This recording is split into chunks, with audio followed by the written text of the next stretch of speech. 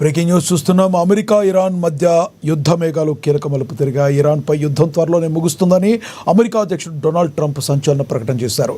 ఇప్పటి వరకు ఇరాన్లోని 5,000 లక్ష్యాలను ధ్వంసం చేశామని, ఇది కేవలం స్వల్పకాలిక సైనిక చర్య మాత్రమేనని మరి ఆయన తెలిపారు. మరోవైపు ఇరాన్ కొత్త సుప్రీం లీడర్గా మజ్దూబా ఖమేనీ నియామకంపై ట్రంప్ అసహనం వ్యక్తం చేశారు. ఇదే తరుణంలో రష్యా అధ్యక్షుడు పుతిన్తో మాట్లాడానని, ఆయన కూడా యుద్ధ పరిణామాలపై సంతృప్తిగా ఉన్నారని ట్రంప్ చెప్పుకొచ్చారు. అయితే ట్రంప్ వ్యాఖ్యలకు ఇరాన్ ధీటుగా స్పందించింది.